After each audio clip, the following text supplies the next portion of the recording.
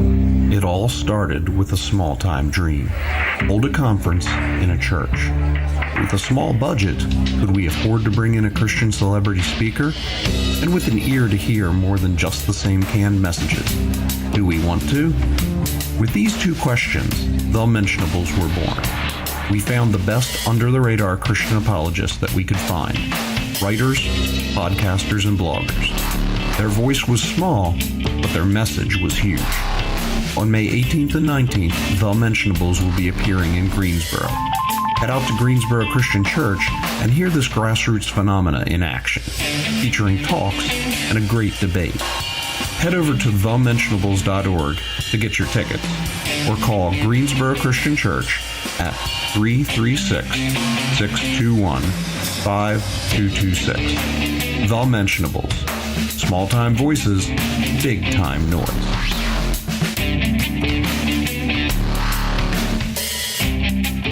You stand on the shore of the ocean watching the tide come in. You sense the call of the sea beckoning to take you further. You step forward little by little, not knowing what to expect, but expecting more. You keep going as the ocean calls you to enter in to deeper waters.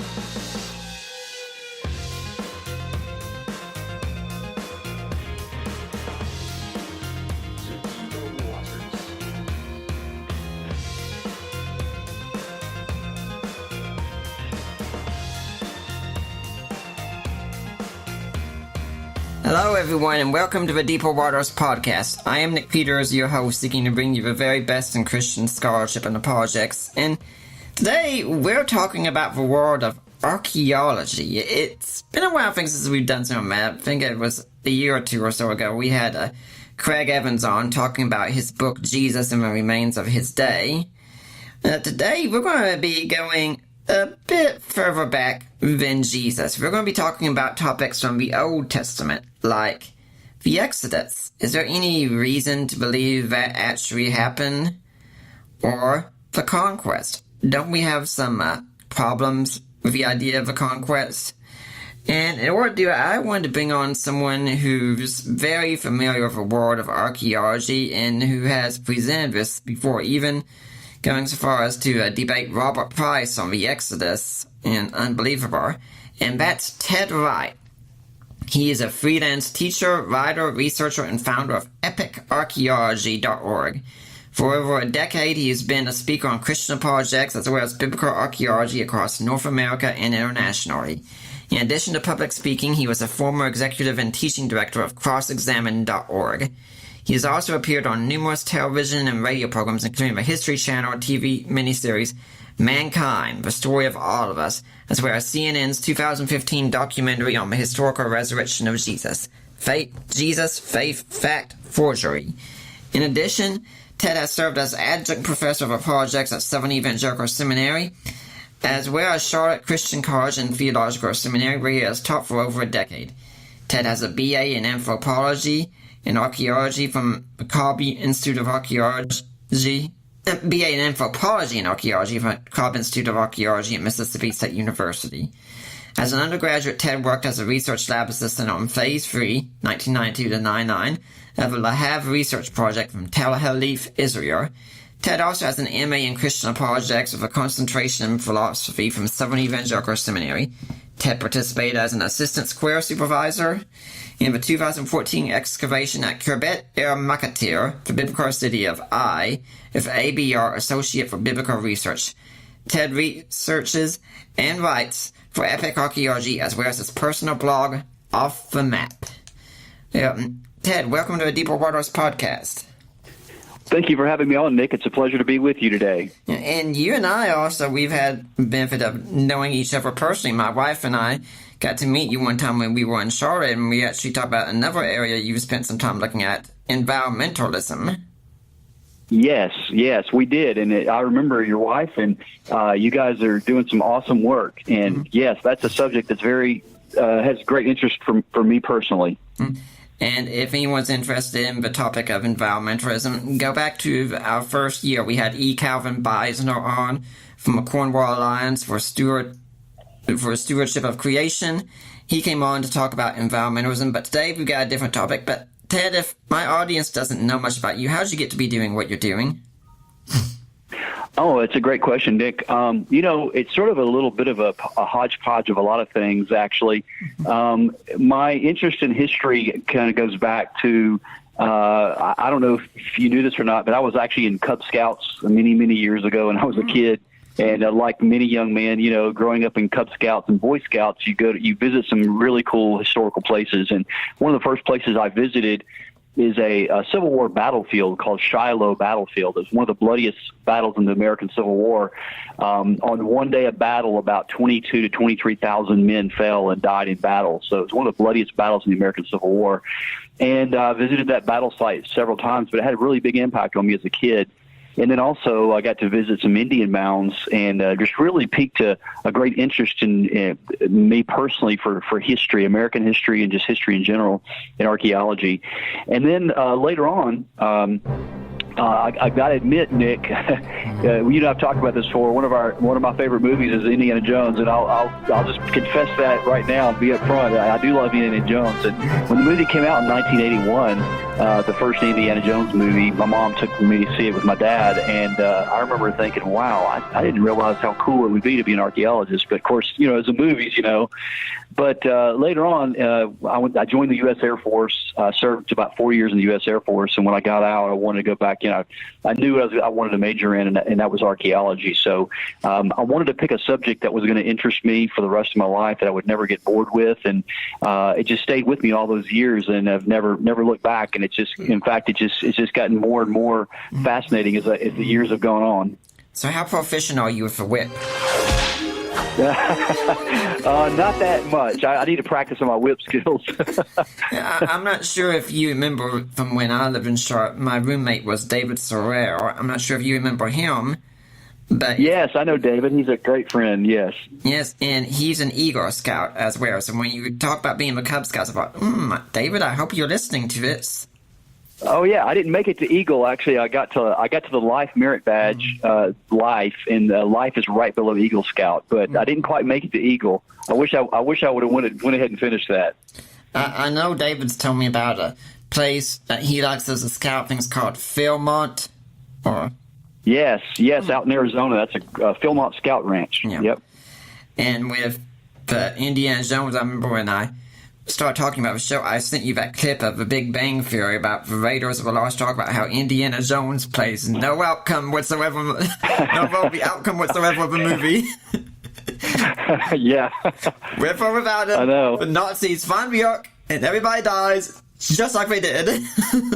Hey, but it made for a good movie, though, didn't it? Yeah. But, when we see something like Indiana Jones, it could get people to wonder about the spirit. What exactly is archaeology? I mean, most people probably anticipate it's probably not going through the Middle East with a whip beating bad guys and such. What is it? No, it's not. But that is a fantastic question. And at bare bones, a bare bones definition of archaeology would be really a study of the past by studying material artifacts that are left behind by past human cultures. When people, when the city goes into ruin and is left behind, then an archaeologist studies primarily the material artifacts that are left behind.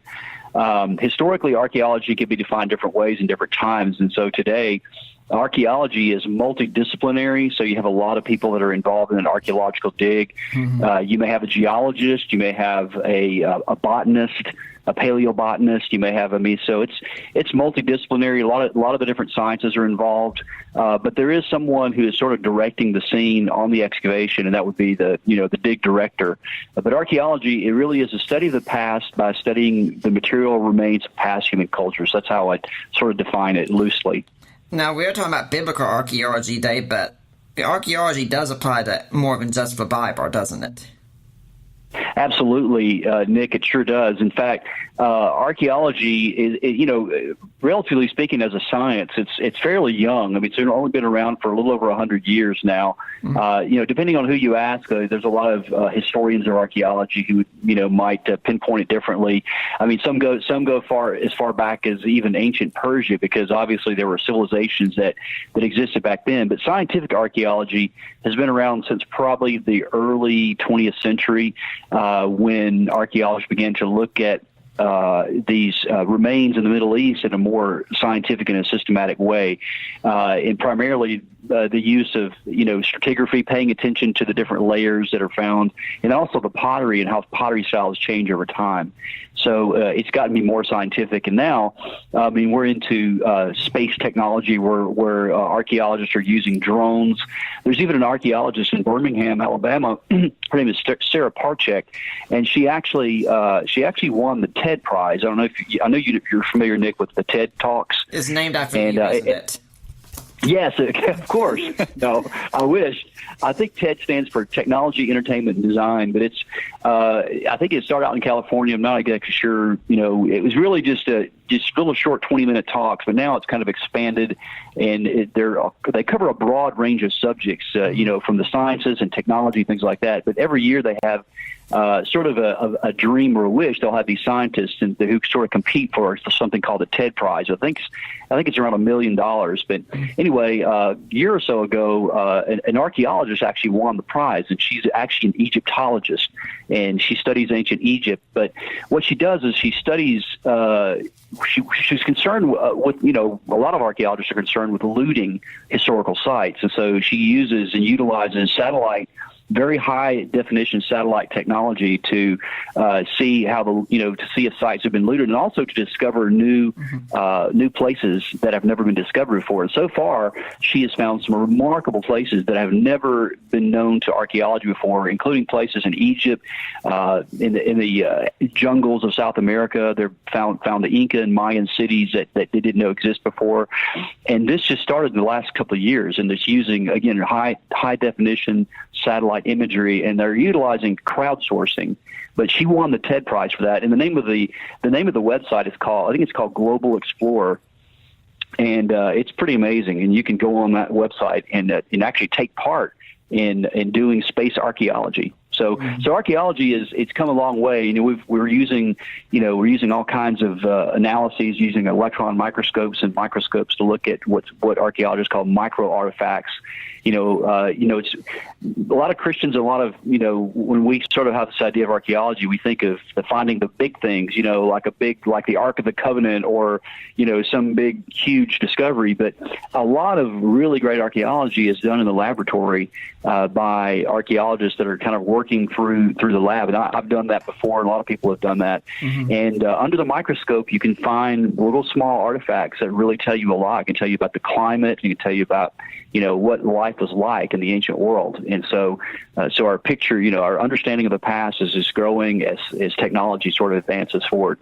Yeah, I think people can make two mistakes I usually see from archaeology. One is they expect too little from it, they discount it and such. The other is they expect too much. They think that everything from the past should be covered somewhere in archaeology. That is a great way to put it. That's exactly right. It's sort of a balance. We don't want to place on archaeology the burden of proving everything it can't. In fact, this is a good point to bring up this fact here, and that is that archaeology is, like many of the sciences, it's an inductive science. So even for biblical archaeology, when we make a case for certain things and events in the Bible, we're not talking about absolute logical certainty. Mm-hmm. We're talking about inductive science. So it yields a probable result, but you can place your confidence in the biblical text with a very high degree of probability because of archaeology. Yeah, I think one example of this is I have a Christian history devotion, and I was reading it yesterday, and it was the anniversary of the death of Sir William Ramsay, and he had started his studies believing that Acts was written about 150 or so, and he was an atheist, and he set out to do his studies, and through archaeology, he decided that conclusion was wrong, and he ended up becoming a Christian. That's right. That is exactly right. He's a classic example of what archaeology can do. In fact, Nick, when I've taught archaeology for about, I'd say 14 years or so, and every time I teach a class on archaeology or biblical archaeology, I learn something from the students. Really help me to understand the subject, and because they ask great questions, and it forces me to really understand the subject. But one of the things that I've seen through the years, and I've been teaching this, and I can see is that archaeology can do three things. It can affirm, it can clarify, and it can illuminate. And the last two are sort of closely related. But so archaeology can act as a sort of, it can say, yes, there's evidence of this, no, there's not evidence of this, or we don't have enough evidence yet. So it can act as a sort of an affirmation for historical sources. So, for example, if we have two historical sources that are conflicting, archaeology can oftentimes settle the debate between two conflicting historical sources. One example I would give on that would be, for example, in one of my popular talks in archaeology, I talk about the Titanic, disaster in 1912. Everyone knows about this famous ship that went down. They hit the iceberg on its maiden voyage. In the age of millennials, we might not want to say everybody knows about this. There's reports that some people don't know about this. That's true. Well, then I'll bring up the movie The Titanic with Leonardo DiCaprio. Maybe people know that one. But the movie is actually based on an actual historical event, that there really was a ship, a very famous ship called the Titanic, that went down, struck an iceberg on its maiden voyage and went down. But so, of course, it was holding a lot of people, a couple of thousand people on board, and only, I want to say, off the top of my head, I can't remember. I want to say it was around 700 or 1,000 people survived. It was a very small number. A lot of people perished on that. But the people that survived went into the lifeboats, and there were conflicting eyewitness accounts when the ship went down. And I'm not sure what the ratio is, but some of the eyewitnesses said that the ship broke in half when it sank. And the other half would say that the ship just went down, it took a couple of hours once the front end got filled with water, and then the back end, the back end of the boat tilted up in the air, and as it began to sink, again, some people said it broke in half, it just split in two, and the other people said that it stayed intact. So we have an example of two conflicting eyewitness accounts in history. And so the only way that we can settle that debate over historical sources or over these conflicting eyewitness accounts is to actually go to the bottom of the Atlantic Ocean. And that's exactly what happened in 1987. An oceanographer named Dr. Robert Ballard actually went to the bottom of the Atlantic Ocean and using some very high-tech equipment and technology discovered the wreck of the Titanic. And what he discovered is that the ship was actually broken in half, exactly confirming the witnesses who said that the ship broke in half. So the other lessons learned from that example in the Titanic is that even though you have two conflicting eyewitness reports, they both agree on the centrality of the major event, and that is that the ship went down. They may have disagreements about some of the details, and the archaeology can confirm, or at least in this case, confirmed that the eyewitness was who said the ship broke in half was correct. But they both of the eyewitnesses agreed that the ship went down. And we could say the same thing in the gospel accounts too. Not everything in archaeology, or not everything in the New Testament rather, has been confirmed by archaeology. But I will say this, every major New Testament city, as well as historical personages, has been either discovered or known through archaeology or other historical sources that are not mentioned in the Bible. So far it's been a very historically accurate document.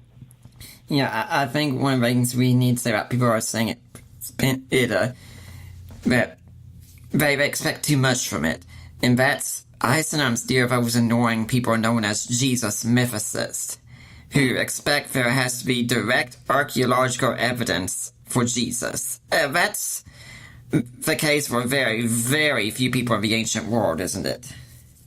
Right. I know. Exactly. They have their view, these Jesus mythicists are almost, and I haven't really studied the issue that much in detail, but they sound a lot to me like in the Old Testament scholarship is something called the Copenhagen School of Biblical Interpretation. And these Copenhagen scholars, a couple of them come from Denmark, Niels Peter Lemke, and I forget the other guy's name off the top of my head. But anyway, they have this radical view of history, and not just history, but any kind of text. That, in other words, as soon as it's written down, then it loses its objectivity. The problem is that if that's your philosophy of literature or any kind of writing, whether it's historical writing or what, then as soon as they write down their book, a week later, then we can't trust anything they say, and we can't, they want objectivity with their book, so why can't we claim objectivity for any other historical writing? But, beyond that, there is great historical and archaeological evidence for the Old Testament and the New Testament. I remember Tim McGrew once told me about how when we expect to measure one of exam members that an event, for us to receive record of event, first off, the event had to have happened. That's an obvious step one. Yep. Second, someone had to write about that event, and we forget in the ancient world, writing something down wasn't exactly the best way to tell people about it because it was timely, expensive, and it could only reach people who could read. Using just word of mouth was the best way to tell people about things, so we're getting very little from a written record, but we're still getting a whole lot of things. But now, that's step two. Not only did it have to happen, not only did someone have to record it, but that recording, that document, has to last to our time. Yes, that's correct. Mm-hmm. That is exactly right. And historians, archaeologists, it's interesting because archaeology is sort of an auxiliary to history. The two, it's sort of a loose. There is a difference. There's a formal difference between archaeology and history because archaeologists primarily study material remains, whereas historians are studying text or manuscripts or historical inscriptions. But one of the things that we talk about in academics, historiography is the science of writing history, and the best way I can describe it to laymen is for. Can you start again? One of the things we talk about, you seem to cut out for a little bit. Okay, one of the things we talk about is historiography, or the writing of history, and that's the science of how we know the past. And the best way I can describe that for laymen who've never studied historiography, it's really actually pretty simple and straightforward. And there are actually three sources. Historians call these primary sources, and there are three primary sources. And Tim is right. There's, of course, you have to have the event. That's sort of a given. Obviously, history. The question is history everything that's ever happened in the past, or is history that which we have access to? And obviously, we can't know every single thing. Obviously, there is a history. There is a past, presence of humanity on Earth, but we can't know every single solitary thing. But what we do have access to is the past as it's been handed down to us through primary sources. And there are three primary sources, and there are eyewitnesses, someone who was there, who saw it, who recorded it, or who has a memory of it, who wrote it down later, who has some type of, wrote it down. So there's historical documents. And then the third is archaeological remains. So eyewitnesses, historical documents, and archaeological remains.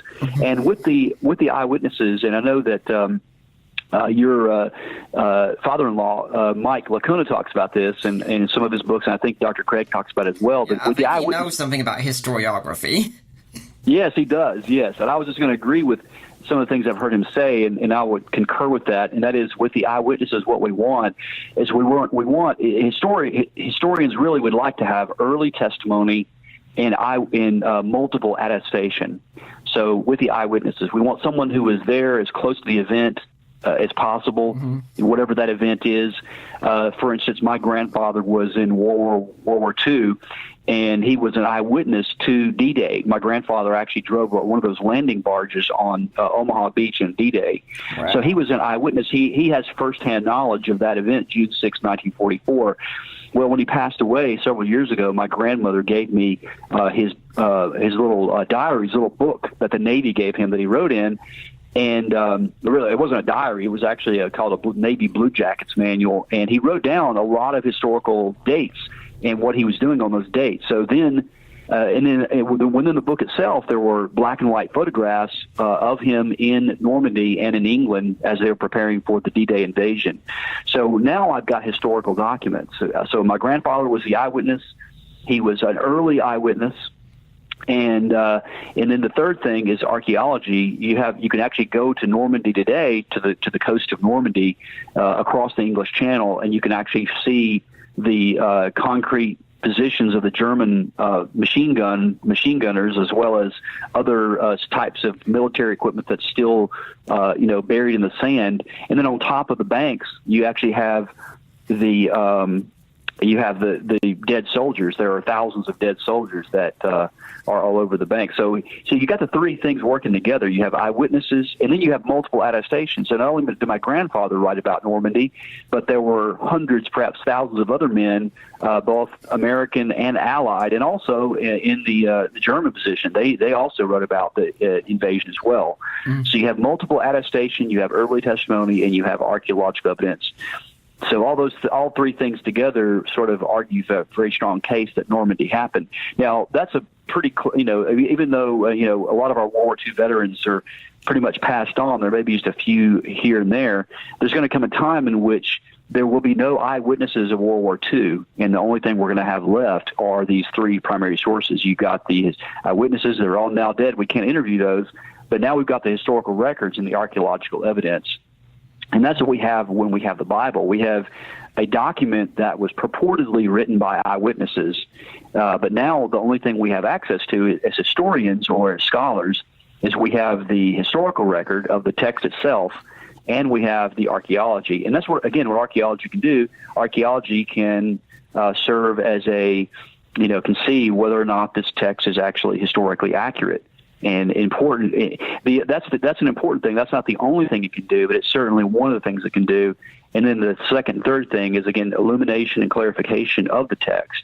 Because one of the things we want to get at as modern readers of the Bible is we want to understand what did the text mean to the original audience. Because before we understand how it means to us, we have to understand the original historical and cultural context. Mm-hmm. And archaeology will certainly help us to get to that. Mm-hmm. Yeah, I've got an uncle. He passed away about a year or two or so ago, and he's actually got some old newspapers from World War II that I've got to look through from time to time, and they're quite fascinating to see as well. Oh yeah, and if they're original, then I would consider that that would be a primary source for World War II. Mm-hmm. In addition to the other writings as well. Now, when I'm on the internet and I see someone share something archaeological and such, I always have a caution. I don't care if it's an atheist throwing out something I think disproves the Bible or a Christian throwing out something I think proves the Bible. If it's a new discovery and it's running off the press, I always tell them, guys, I don't care what side you're on, wait a couple of years. Let the leading scholars look at this and examine it. Because sensational claims are usually just that, sensational, and they're very much a problem. Yes, that is absolutely true. And you see a lot, and unfortunately, Nick, as you know, on the internet, I mean, with the false news, it's really hard to verify a lot of the things that you see on the internet. And you're absolutely correct. I mean, time certainly will bear out the truth. And if there is a theory out there, then truth will certainly bear it out. And that has certainly been the case with archaeology. Mm-hmm. Now, let's talk about what we're talking about today, the Old Testament. And we're really going back in time, and of course, the further back we go, the harder it is to find things. That's just the nature of a beast and such. But there's a lot of people who are very, very skeptical about the Exodus, for instance. Like, this is the defining moment in Israel's history, and you have the most powerful empire in the world at the time, Egypt, and they have several plagues strike them. And this large force leaves suddenly, passes through the Red Sea, wanders in the wilderness for 40 years, goes and conquers another land and takes it over, and there's no evidence whatsoever that this happened. Yes, that is the claim. Mm-hmm. That's certainly been the claim for at least over 100 years since Wellhausen and higher critical scholarship of the Old Testament has come out. But there is evidence that the Exodus did happen, and it's only really been in the past, I would say, a couple of decades or so that this evidence has really come into sharper focus. Mm-hmm. And it is quite remarkable. In what I was really pleased a couple of years ago. The documentary film came out, The Exodus Revealed. I don't know if you've seen that or not, Nick. Did you watch that? I haven't. I have heard of Patterns of Evidence, but I haven't got to see that either. Or no, Patterns of Evidence. That's it. Yeah, Exodus Revealed was one that was put out a few years ago, and then Patterns of Evidence was the later one. I got my documentaries confused, but yeah, both of them are great. And the Patterns of Evidence is really interesting because it really puts the question back on the table. Most archaeologists, in fact, when I was an undergraduate student in archaeology and anthropology, it was really the whole question of the Exodus is really just a non-issue for a lot of my professors and people that I had talked to, people that I met. I've got to meet some pretty big names in archaeology that are pretty well known in the archaeological world, especially in the ancient Near Eastern world of archaeology, Israeli and American archaeologists. So the question of the Exodus and the conquest is really just sort of it didn't even concern, it wasn't even on the radar screen. So I began to be interested in, as a Christian, what's interesting, Nick, is that my interest in apologetics and my interest in historical and archaeological questions sort of grew up together. So it sort of converged at the same time. So one of the very first things that I began to evaluate and study as a Christian, sort of engaged in my faith intellectually, was the question of the Exodus. So I've studied this question for years, and I've tried to look at the arguments pro and con, and I wanted to see, well, what do evangelicals say about the Exodus? I mean, is there any evidence? And when I first started studying it, there just wasn't a lot on it at all. I didn't see a lot on it. There was a few people writing about it. I found a couple of scholars in Europe that were very friendly to the historicity of the Old Testament and the patriarchs. Alan Millard and trying to think of the other guy. I can't think of the other guy off the top of my head, but he's in the UK. I think James Hoffmeyer, which is American. There was another guy too. But there were a few evangelicals, of course, that did support the historical Exodus, such as Dr. Merrill Unger, who some people may know that name. He was a Dallas Seminary professor of Old Testament, and then Dr. Eugene Merrill, also at Dallas Seminary, who wrote a book called The Kingdom of Priests, A History of Old Testament Israel. And I had the privilege and the honor of actually excavating alongside Dr. Merrill in Israel in 2014. And it was just a great honor and a great treat for me to get to meet him.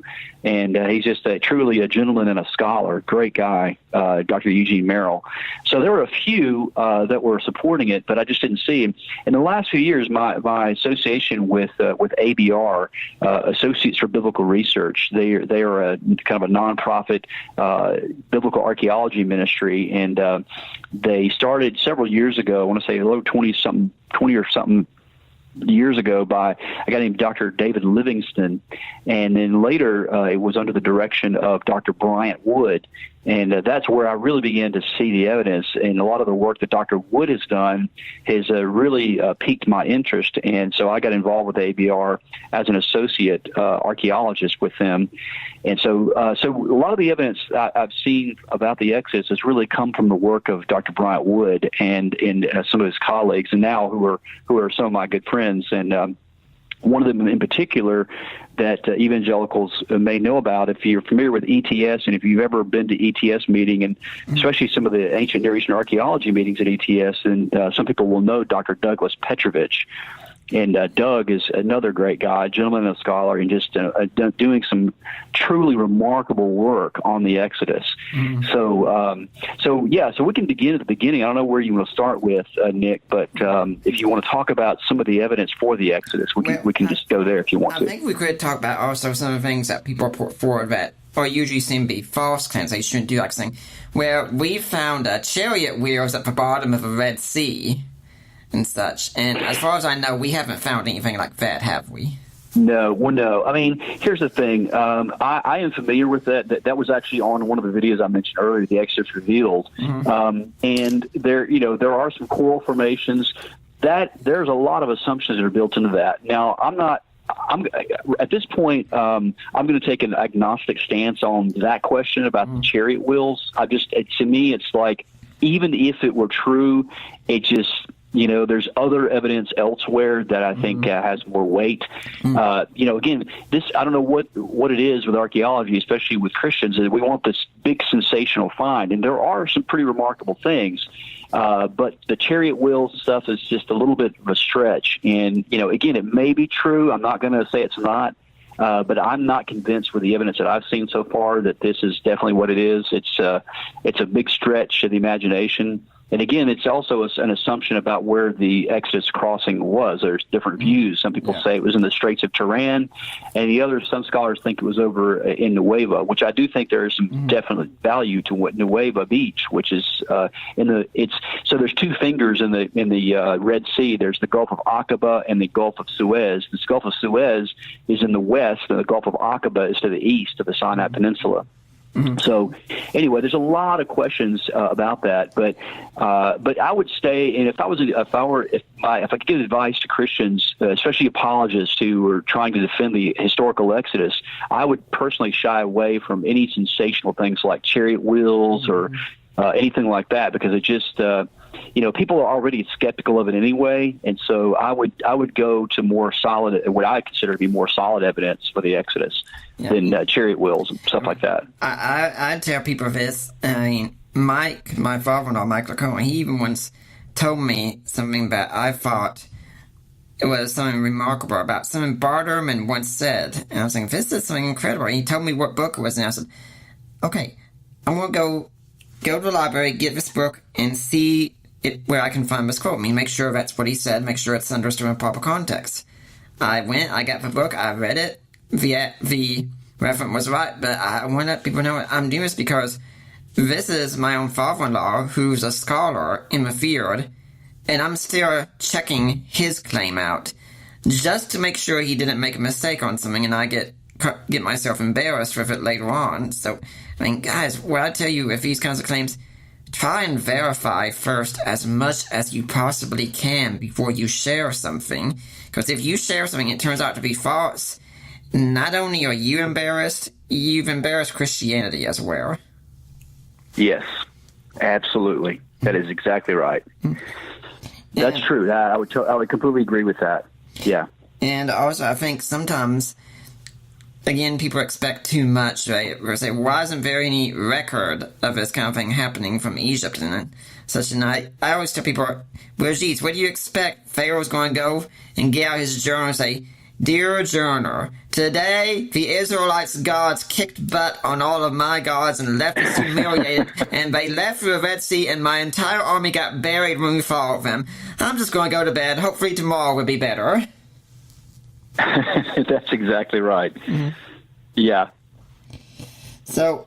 No, they definitely would not do that. That's for sure. I mean, if you know anything about, anybody's ever read anything on ancient Egypt, pharaohs were considered to be the gods. They were literally God's representative on earth, Amun-Ra in particular. Mm-hmm. And they're definitely not going to publicize their military defeats. Mm-hmm. So you're not going to see it. You're not going to see it plastered on the walls of an ancient tomb in Egypt or in some temple walls or anything like that. They're only going to record. I mean, it's like today. I mean, just like modern politicians. I mean, no modern politician is going to go out there and tweet out, their failures or their shortcomings, anything like that. And it was especially true of ancient Egypt. The pharaoh was considered to be God's king, so he was not going to advertise his defeats to the whole world. Mm-hmm. So, that being said, then, where do we go to find evidence here of this event? Great question. And so this is where evangelicals sort of part ways. And there's the best way to understand this, to make it simple, is that there's an early date. We look in two areas. There's an early date of the Exodus, and there's a latter date of the Exodus. And the latter date is based on an understanding in the Old Testament in Exodus about the cities of Pithom and Ramses. It's like Pithom, but it's Pithom and the cities of Ramses, which could be what we call anachronisms. In other words, these are place names that were added later so that the contemporary reader would understand where these cities were. So Ramses, of course, was built somewhere during the period of Ramses II. And so Ramses II was one of the longest reigning pharaohs in Egypt. I think he was in his 70s. In fact, people normally didn't even live that long in ancient Egypt, and this guy reigned, as pharaoh in Egypt for like 50-something years. So anyway, there's that, and that is the latter date. And there are evangelicals who hold to that date. And the other date is the early date. And the early date is actually based in the Scripture itself. At least they ground it in Scripture. And this is the view that I hold to personally. And a Bible verse that I would point people to is 1 Kings chapter 6, verse 1, which I will read here if I can find it here. I got my Bible right here. Give me a second. 1 Kings chapter 6, it says, "Now it came about in the 480th year after the sons of Israel came out of the land of Egypt, in the 4th year of Solomon's reign over Israel, in the month of Ziv, which is the 2nd month, that he began to build the house of the Lord." That's 1 Kings chapter 6, verse 1. So most archaeologists, most historians, even including liberal or people who are skeptical historians of the Old Testament, would agree that Solomon built the temple around 966 and 967 BC. So when you do the math of 480 years, that you just reverse the clock back, then that places the Exodus at about the year 1446 BC. So when you look at who the Pharaoh, that places the Exodus somewhere in the 18th dynasty, either in the reign of Tutmosis III or Amenhotep II. So as you begin to look at the evidence, and you can look at the evidence both pro and con. And let me just say this too, that the Exodus and conquest stand or fall together. So, because if we are going to defend the Exodus, then we also have to defend the conquest. It's not just an either-or thing. I personally think that both of them are intimately connected together, not only for the story of Israel, but also for historically and archaeologically. They stand or fall together. Because if we're going to give the Bible the benefit of the doubt, and we're going to say that, well, we really think this happened. This is not just some, moral story that the Israelites made up when they were in Babylonian captivity, which, by the way, is what many liberal scholars would say, that the Exodus is a made-up story that scholars in Babylonian captivity made up to give Israel some type of history and meaning. But this is an actual event that really happened. And so what you're going to find is evidence that's consistent with a major exodus from Egypt. And that's exactly what we find in the reign of Amenhotep II. Mm-hmm. So based on internal chronology, when we begin to look at his life, this is where the work of Dr. Petrovich comes in. And there's an article that he wrote several years ago, actually in 2013. So that was 5 years ago. In the name of the article was published in a journal called the Journal of Ancient Egyptian Interconnections, and it's a fascinating article. Petrovich did his PhD at the University of Toronto, and his specialty was Middle Egyptian hieroglyphics. So he knows how to read Egyptian hieroglyphics, and he's done some other work, and I'll tell you about another book he's written later. But this article here is the name of the article is Toward Pinpointing the Timing of the Egyptian Abandonment of Avaris During the Middle of the 18th Dynasty. So what is Avaris, and what does this mean, and what does this have to do with the Exodus? Well, Avaris was actually it was a city in the Nile Delta. So the Nile, if you look at Egypt on a map and you see the Nile as it goes from north to south or south to north, in the north, it spreads out into a fan called the Nile Delta. And on the east of that, to the right of that fan, and one of the tributaries, there is a city called Avaris, Avaris. Avaris or Avaris, I think it's pronounced. Mm-hmm. The other name for the site is called Tel El Daba, and so it's in the Nile. So this city has been excavated for years by an Austrian archaeologist by the name of Manfred B. Tack. And Dr. B. Tack has been excavating there for years. So I'll just go ahead and cut to the chase. So Avaris was the actual city where Tutmosis III, who is the father of Amenhotep II, and Amenhotep II, where they basically had their military based, Their military was based there, and they also had a place, and they've discovered this archaeologically, where they actually where they made weapons and where they kept their navy, because the navy would kind of be protected from the Mediterranean, and they could go out into the Mediterranean from this, of course, based on the seasons. So anyway, so what Petrovich does in this article is he tries to evaluate, and this is based on BTAC's excavations. The city becomes abandoned sometime during the reign, either the reign of Amenhotep or of Thutmose III or Amenhotep II. And so there's different views and opinions about the exact timing of the abandonment of the city. The one thing is for sure is that the city and the military disappears somewhere in this time.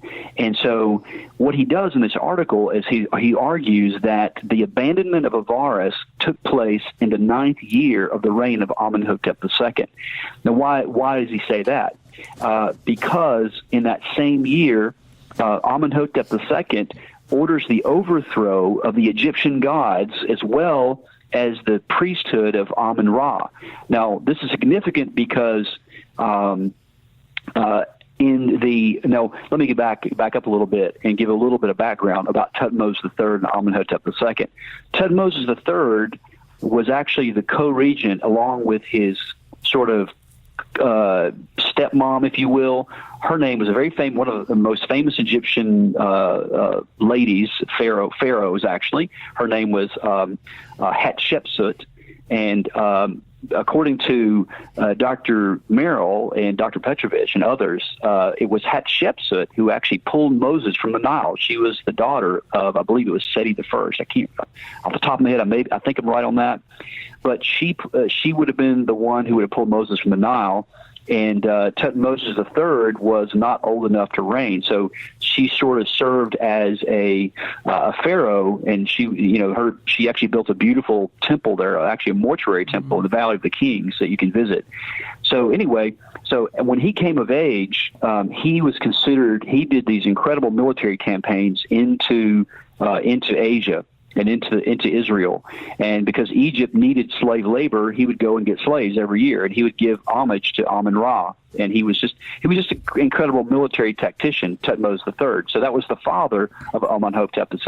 Mm-hmm. So when Amenhotep took on the reign, he began to follow in his father's footsteps. He began to make forays into Israel and into the Levant and into Mesopotamia to gain slaves. But in the 9th year of his reign, after the city becomes abandoned, he does no more military campaigns at all. And there's no real good reason in the Egyptian record as to why he does this. And then also with the fact that he orders the overthrow of the Egyptian gods. Why would he do that? So what Dr. Petrovich basically suggests is that there was a perfect storm of a great religious crisis during the 9th year of the reign of Amenhotep II.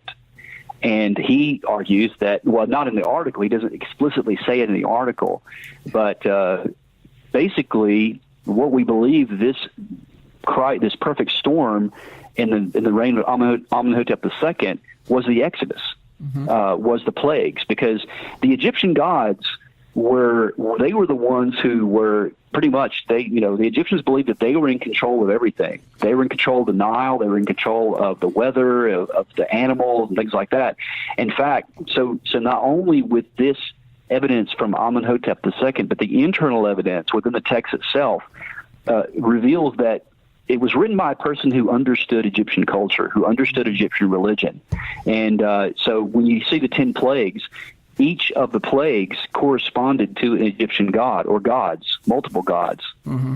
And then the 10th plague itself, the death of the firstborn, was really a kind of a smack in the head, if you will, to the divinity of Pharaoh himself. Pharaoh is considered to be the god king, and so with the death of the firstborn, not even Pharaoh could save his own son. So all this argues for the authenticity of the Exodus tradition in the Old Testament, so this date of 1446. This is also the date of when, in the time frame of when the abandonment of Avaris takes place. So we have this disappearance of Pharaoh's navy, not his navy, but his army and his chariots, and there's no more weapons being made. He does no more military forays. He pretty much stays in Egypt the rest of his life. Why would he do that? Well, because his army's gone. They were lost in the Red Sea. So anyway, so this is a remarkable evidence from the. This is exactly what we expect to find. We were talking about earlier. The Pharaoh would not advertise this on temple walls or palace walls. But what we expect to find is evidence that is consistent with what a defeat would look like in the Egyptian record. And so the timing fits, the Exodus fits, the date fits from 1 Kings, internal evidence within the text itself. And then also, the date of Amenhotep II, there are lots of other little points of connection, but another one is the actual conquest. So according to Joshua, the Bible says the Israelites took basically 3 cities. They basically completely destroyed 3 cities, and they were supposed to, of course, God commanded them to conquer the entire land, to drive out the Canaanites, and to establish themselves in the land. And of course, when you read it, you read that Joshua destroyed, the first city they destroyed was Jericho, the second city was Ai, and the third city was a city called Hatzor. And so we have found all 3 of these cities archaeologically, and I can talk about those in a moment, but all 3 have been discovered and identified archaeologically, and there is evidence in all 3 cities that they were destroyed in the late Bronze Age. They were destroyed exactly as the text says, and they were burned to the ground and offered to God as a burnt offering. Now, there is some controversy on Jericho, and Jericho was identified, I believe, by William F. Albright, one of the founding fathers of modern biblical archaeology. And, of course, Dr. Albright was at Johns Hopkins University. And the name of the site is called Tel El Sultan.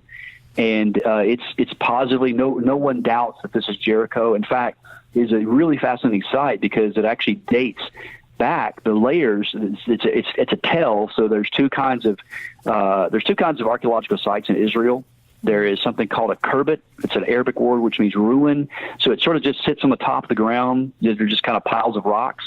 And the other type of archaeological artifact that's left in Israel is called a tell, T-E-L-L. And that's an Arabic word which means an artificial mound or a hill. So Jericho is a tell Jericho. Mm-hmm. And so if you've ever been to Israel, you can actually visit Jericho. And so it was identified positively by Albright. In the 1930s, the site was excavated by under the direction of an archaeologist at the University of Chicago named John Garstang. And Garstang excavated Jericho and did discover, in fact, of course, in the city there are different layers. And in this case, in Jericho, City 4 is where he identified the conquest layer of Jericho. Jericho, as it sits, it was actually ancient Jericho, during the time of the conquest, was actually a Canaanite double-walled fortress. So, when you read the biblical account, when the Israelites came up to it and they were just like overwhelmed, they were like, there's no way we can take this. And now archaeology helps us to see why, because it was a double-walled fortress.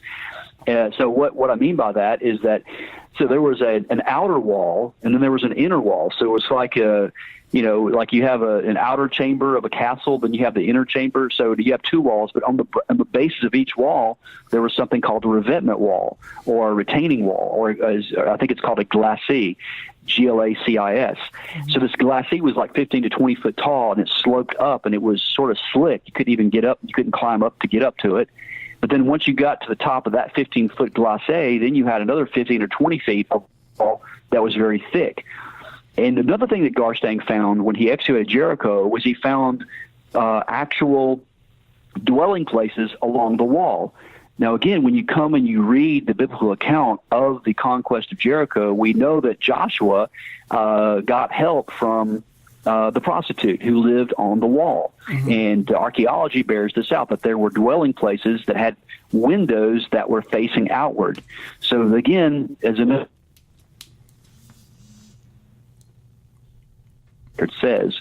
Can you start again from from and again as you cut out for a little bit. Okay, I apologize. So, so again, this is another example of how archaeology, in a small way, affirms what these dwelling places that were outside the city walls. Yeah, small way affirms. Yeah. What again? You kind of cut out yet again. Oh, I'm sorry. It affirms what the Bible says in the book of Joshua. Mm-hmm. That the Israelites were living, that the Canaanites were living along the wall, and of course Joshua received help from the prostitute. So when Garstang discovered the destruction layer, there was actually a breach in two sections of the wall, the lower wall and the upper wall. So the inner wall was leveled, one part of it, and then the other part was leveled in the lower wall, so the outer wall.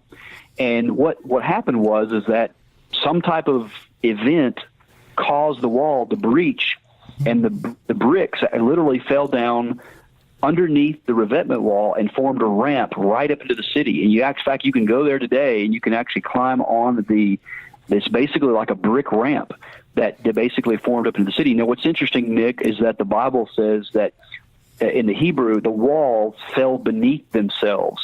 That's literally what it says in Hebrew. The walls fell beneath themselves. So now, when we look at the archaeology, we can see how the walls would have fallen underneath themselves, and that's exactly what we find. The other details that we find that Garstang discovered at Jericho was the city was burned inside. Nothing was taken. Normally when an invading army would go into a city and they would fight against an ancient city, you would go in there and you would take everything in the city.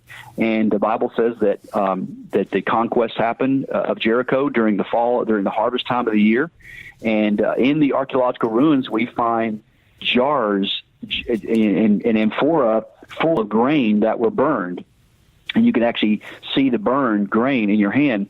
So it's pretty remarkable, all these little details that we find in the archaeological record. So there's a little bit of a problem, though, because about 20 years later, after Garstang excavated, in the 1950s, a British archaeologist came back to the city. Her name was Kathleen Kenyon, and Kenyon was trained by another British archaeologist named Sir Mortimer Wheeler. And Wheeler had a new way of excavating in which he paid very careful attention to the stratigraphy of the land or of the ground. And so Kenyon was employing some of those new archaeological methods to Jericho. And she did some, for the most part, it was a pretty pioneering dig. But there was a glaring omission. And so let me back up, though. What Kenyon did, though, was she redated City 4 to many years later. I want to say 100 to 200 years later. So essentially what she did with a stroke of her pen is that Kenyon eliminated the conquest. So again, if you're a Christian or if you're a Jew and you believe the biblical account of the conquest, then if you hold to Kenyon's view, then essentially there's nowhere else in the archaeological record of Jericho where the conquest can be. I mean, because the city was either unoccupied or it was unconquered in many of its other phases. Mm-hmm. So it's only in City 4 that we find it. So it's not is this a matter of Christians trying to make the, data fit, so we can actually believe the Bible? Not necessarily, no, because Dr. Bryant Wood, who is, again, I mentioned him earlier, he's with ABR, Associates Biblical Research. He is an expert in pottery, and what he did was he went back over Kenyon's original reports, and we mentioned pottery earlier and how important pottery is for dating an archaeological site. So just like I know that you live in Atlanta, Georgia, Nick, mm-hmm. and I don't know if you've ever been to the Coke Museum. Have you been to the Coke Museum there? Nope, not yet. It's actually pretty cool. So if you go to the Coke Museum, if anybody's ever been, but the Coke bottle changes, the styles of Coke bottles change over time. So when you look at the very first Coke bottle, I think it was made in the 1890s or whenever it was, it was a very old Coke bottle. And as time goes forward, the Coke bottle styles change over time. And so in the same way, pottery styles change over time. And so archaeologists can look at those stylistic changes and now it's called ceramic typology. And the first people to pioneer this were William Matthews Flinders Petrie, British archaeologist and Egyptologist, and then the ones who really made it more tight and more accurate scientifically were William F. Albright and G.E. Wright, George Ernest Wright, who were the fathers of modern biblical archaeology. So now we have this pottery, and so pottery is very, very important in archaeological dating. So the reason why I spent all that time explaining that is because that helps us understand what's going on at Jericho. So let's go back to Jericho. So why did Kathleen Kenyon redate Jericho? Because of a certain kind of pottery that she did not find there. So the pottery in question is a pottery called Cypriotic bichrome pottery. It's called Cypriot from Cyprus, bichrome, two-color pottery. So what the significance of this pottery is that we know that this kind of pottery, this style of pottery, was only made during a particular time frame. But later, there in Canaan, the local Canaanite population was making it locally. So because she didn't find imported Cypriot pottery, she redates the site to 200 years later. But what she failed to record in her excavation report were the millions of locally made Cypriot pottery. Now, when archaeologists find locally made Cypriot pottery, as they have done at Hatzor and other places in Israel, then it will date the site to 1406 or 1401 BC. So we're talking about an omission of recording a pottery that would redate the site. So this is exactly what Bryant Wood says in some of his articles, arguing against Kathleen Kenyon's understanding of Jericho. So I hold to that Dr. Bryant Wood is actually correct.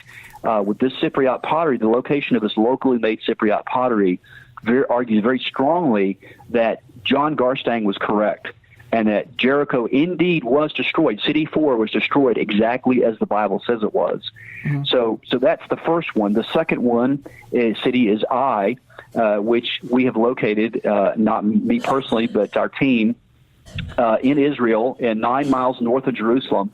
Now, for years, scholars were divided, even Christian scholars were divided over the location of Ai. There were actually 2 or 3 possible locations. But as time went on, archaeology did not bear those sites out to be the actual sites. So there was only one of the locations. Dr. Bryant Wood and one of his colleagues, Gary Byers, scouted out this site in Israel near the modern-day city of Ramallah, which is the home city of Yasser Arafat, who is the former leader of the PLO. It's literally on a ridge near an Arab village called Deir Debouan, and the site is called Khirbet El Makader. And so Dr. Wood did the initial survey, and the team excavated there for almost 20 years, and I took part in the 2014 excavation. But it is exactly there, exactly as the Bible says. It fits the geographical descriptions. There's an article that Dr. Wood has in which he lists, I think, 12 or 14 geographical parameters for the location of the biblical city of Ai. In other words, when you look at the Bible and you look at where it had to be a fortress, a Canaanite fortress that was facing north. It had to be near Bethel, and it had to have a valley in the south. There were other types of geographical descriptions, but long story short, all of those descriptions, all of those criteria were fulfilled by Khirbet El Makader. And not only that, we found the Canaanite city. We found the gate pointing north. When you read the biblical account of the conquest of Ai, it says that Joshua and the armies of Israel coaxed. It was sort of like a classic ambush. They basically got the people to come out to open the gate, and Joshua situated himself on a hill just outside of the gate, quite a bit away. That it was on a hill where they could actually see it, and you can stand in the gate at Ai at Khirbet El Makader, and you can look at where Joshua stood. You can see where he hid his army in the back. It was a classic ambush. The king of Ai opened up the gate. The armies marched out. They came out of the city charging after Joshua. and then his other side of his army came up from behind and came into the city and burned it. And that's exactly what we find in the archaeological record. So that city's been discovered, and then Hatzor has been discovered and burned exactly as the Bible says it was. So all that to say, again, we're kind of coming full circle. We were talking about the Exodus, and my point is that this evidence for the early date, in my view, really fits the archaeological evidence, not only in Egypt, but also in Israel. So, if some Christians want to hold on to the latter date, then they also have to come up with the conquest. Are they going to erase are they going to say, well, there wasn't a conquest? But then furthermore, they have problems with the Pharaoh of the Exodus himself, because if they say that the Pharaoh of the Exodus is Ramses II, then where in the world is the evidence in Ramses' life to show that there was an Exodus? There's just not. I just don't see it in the life of Ramses II. All the evidence seems to point to Amenhotep II. Well, I'd like to remind everyone at this point, you're listening to the Deeper Waters podcast. We got Ted Wright here talking about archaeology with an emphasis on the Exodus and the conquest. If you're here next week, I have a projects issue dealing with the problem of evil from a very personal perspective. And the book we're talking about, it's a very, I hesitate to say it's a very good book, because it is, but it's not about something that's good. It's a tragedy. In fact, but it's something that's very eye-opening reader. But we have Douglas Groothuis on here next week, talking about his book, Walking Through Twilight. And if you don't know, it's about his beloved wife, who has been his partner in everything for so long. Becky, I believe was her name. And how she's this smart, intelligent woman, and then she's got this condition now that's sapping her mental functioning and such, kind of like Alzheimer's in some ways, and is eventually going to kill her. And Doug Groothuis has written a very powerful memoir on what it's like going through this, and he'll be with us next week to talk about that. But now, Ted, getting back to what you said, though, something that came to me at the start here when you start talking about the names in the text and such in Exodus. You said some of them were anachronistic, to keep up so that readers could know what we're talking about. But we know in New Testament history usually that if you see something that's an anachronism, well, that means the account is in error. So why is the anachronism okay here? Well, it's not that it's okay. It's just you have to look at the original audience. They're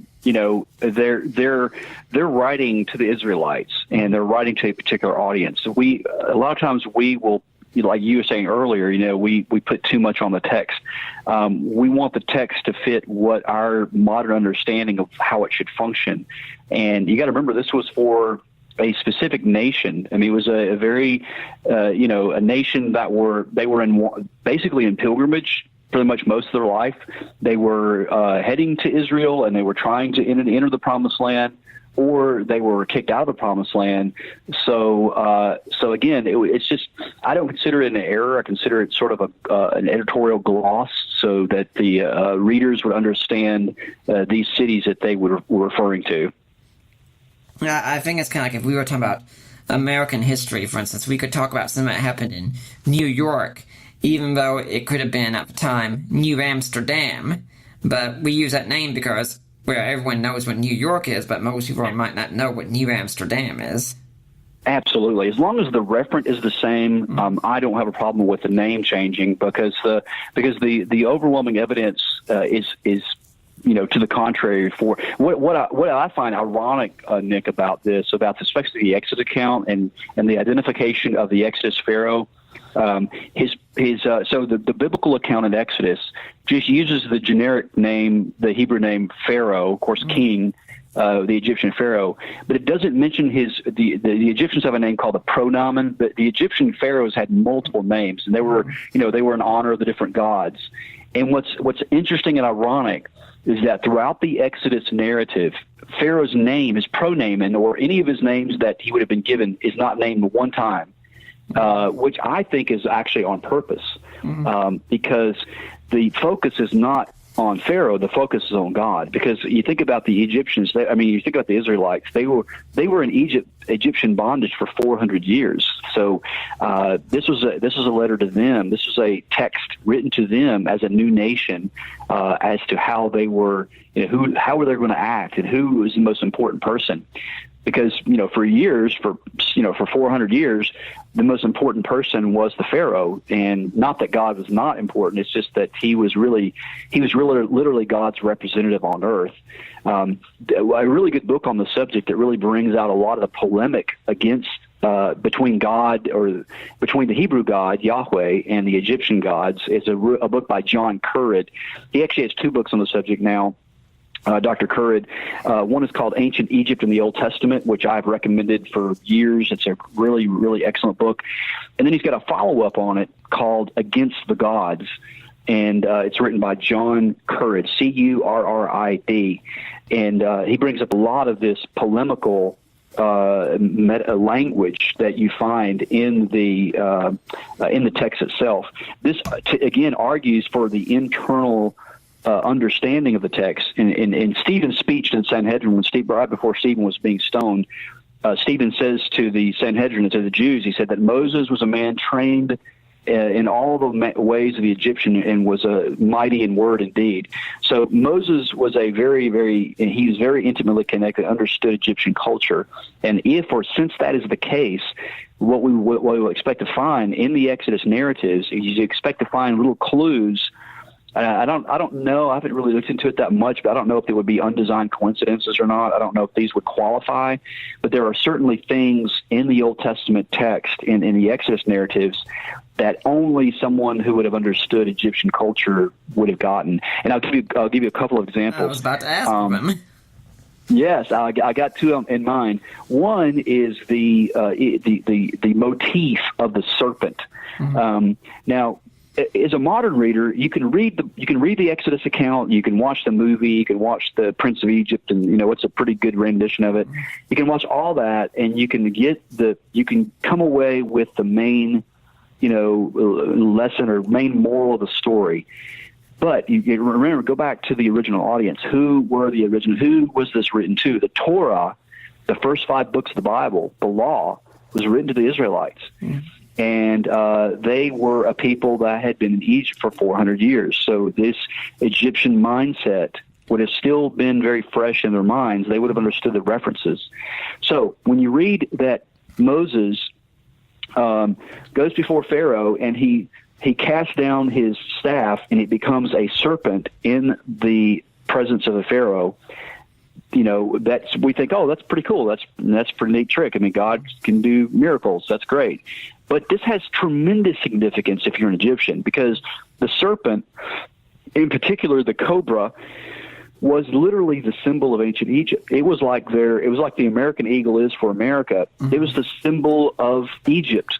It was a symbol. In fact, one of the very first things that in 1924, when Howard Carter discovered the tomb of King Tut, as soon as he placed his candle in the inner chamber of King Tut's tomb, one of the very first things he saw was a golden serpent staring him in the face. Mm-hmm. So the serpent, you can look at Egypt. In fact, you can just people could just imagine a picture of King Tut or any Egyptian pharaoh. One of the first things you're going to see on his crown is what? A snake. The snake is going to be on his crown, because the serpent represents Egypt. The serpent represents, of course, Egypt was divided into Upper and Lower Egypt, and the serpent represented Lower Egypt, or Upper Egypt rather, which is in the desert, and then the Lower Egypt, which is in the north, represented by the Nile Delta, and Upper Egypt is represented by the vulture. But the serpent motif is throughout the Exodus narrative, and not only that, is also throughout the book of the Pentateuch as well. Mm-hmm. You see the serpent in the Garden of Eden, promising a life but giving death. You see the serpent motif come up again in Numbers chapter 21 and 22, when the Israelites are finally out of Egypt. They finally leave Egypt, and they begin to complain to Moses and to God that they want to go back to. They said, at least in Egypt, we have fish, we have melons and cucumbers and garlics and leeks and onions, and they cried out to God. They wanted to go back to Egypt. which, if you think about it, Egypt represented slavery. It represented death. It didn't represent enlightenment. It represented death. So they cried out to God that they wanted Egypt. So what does God do? He gives them Egypt in the form of a serpent. And the serpents in the desert, the serpents begin to bite the Israelites on, and they begin to die. And so then Moses goes to God, and God says, here's what you do, Moses. I want you to make a bronze or a brazen serpent and fasten it on a pole. Those who look to the serpent will live. Now, it seems kind of odd. Like, why would God tell Israel to do that? I mean, there's a lot of things God told Israel to do in the Old Testament. You're kind of like, well, what's going on here? But as you fast forward the clock, of course, Jesus is the theme of the entire Bible. He's the theme of the Old Testament and the New Testament. But Jesus is foreshadowed in type and prophecy. And in this case, in Numbers 21 and 22, Jesus is foreshadowed in the serpent. And in John chapter 3, when Jesus is speaking to Nicodemus at night, and Nicodemus says, how can a man be born when he's old? And Jesus marveled at Nicodemus because he was a man of the law. He was a man of the Torah. He should have understood what the symbolism was. He said, just as Moses lifted up the serpent in the wilderness, so the Son of Man shall be lifted up. And I think at that point, Nicodemus got it. The dots were connected for Nicodemus because he understood that Jesus was the snake. Jesus became sin for us. So here again is a picture of internal evidence of the serpent, how that illustrates that this is a very powerful metaphor and a very powerful image and a powerful symbol and a reality for most Egyptians. But for the Israelites, it became an object lesson for faith in God. The very thing that was causing them death, if they trusted God, would then become the object of their life. And that's exactly what Jesus did for the nation of Israel. The very thing that was their death, then by faith, would then become their life if they trusted and believed in God. So it's a very powerful picture of Jesus.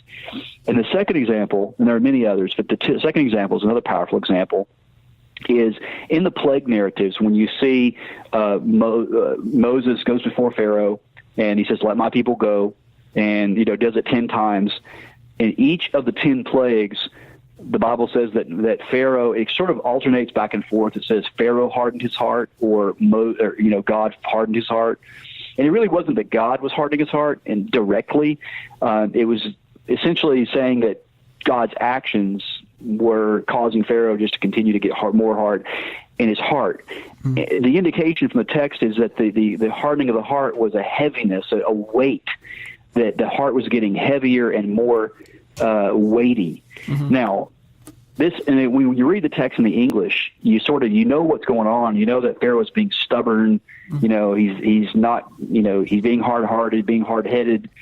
He's got his own will. I'm not going to obey God. The issue of pride is there. But there's something else going on as well. And when you understand the Egyptian coloring of it, it really begins to bring out a very powerful picture. And so for years, archaeologists did not know, or not archaeologists, but scholars didn't know what the hieroglyphics were saying until 1823, when a French scholar by the name of Jean-François Champollion deciphered the Rosetta Stone that was found in 1799 by Napoleon Bonaparte's military guys.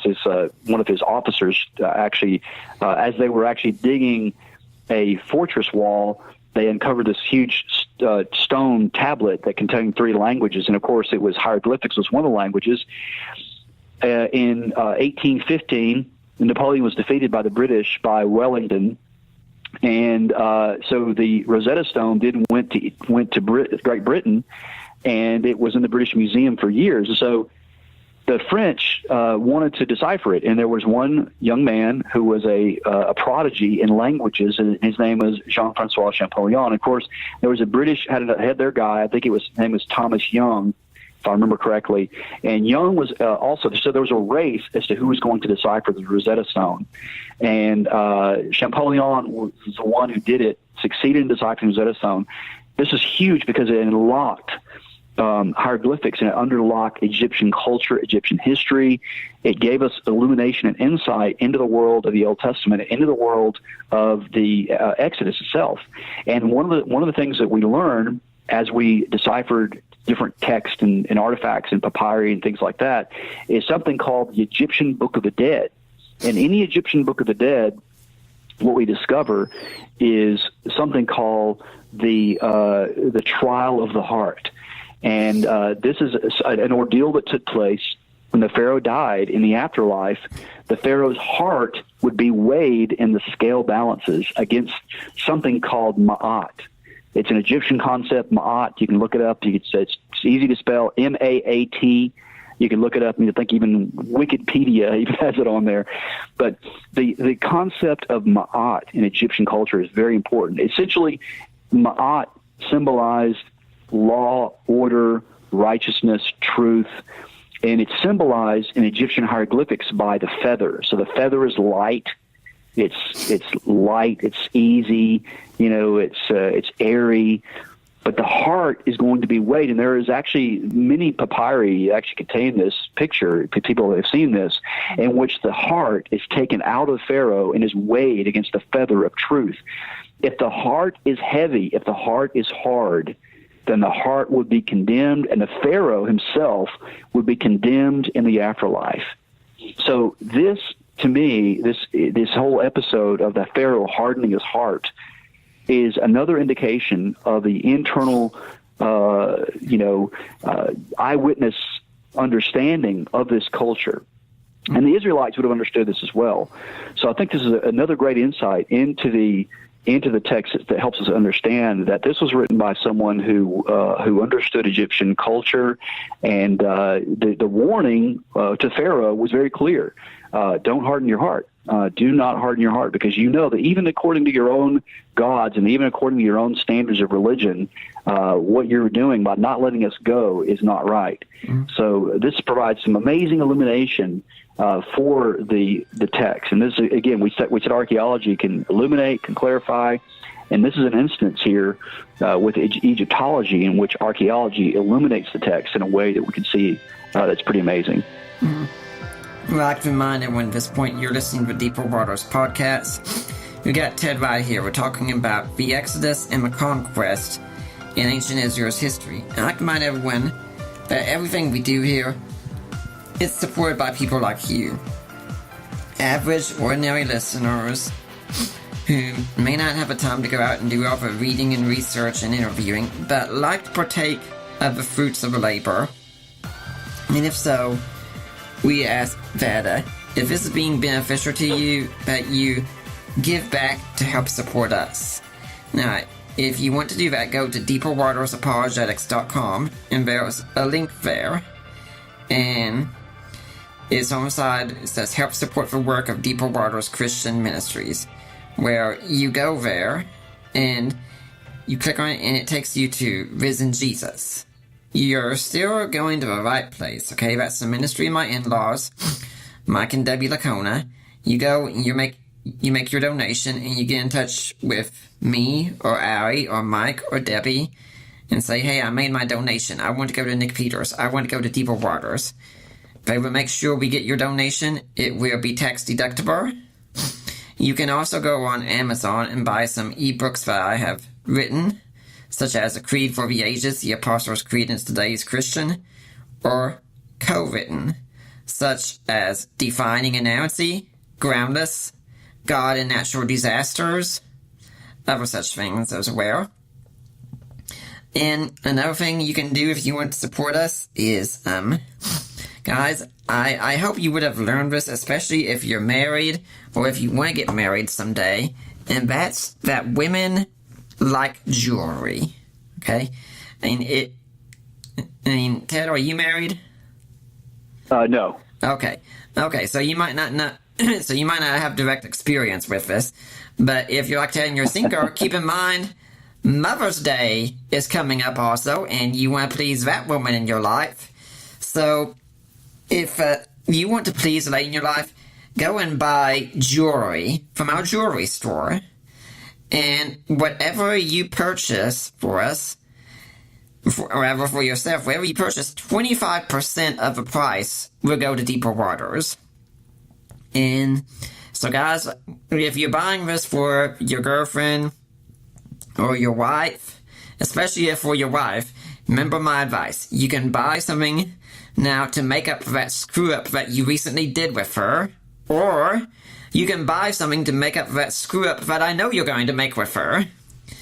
And trust me, Ted, I've been there, okay? Now... Surely not, Nick. Not you, man. Oh yeah, even me. I can't wear jewelry a lot. Sometimes I have to buy other things. But, if you can't do any of these also, please consider going on iTunes and leaving a positive review of the Deeper Waters podcast. I love to see what you guys think, what you're saying. Love to read the written reviews out behind. They're just awesome. And I'm so pleased that consistently this podcast seems to have an excellent rating in iTunes. That's awesome that you guys treat it this way. Ted, do you have an organization or a charity you'd like to see people donate to?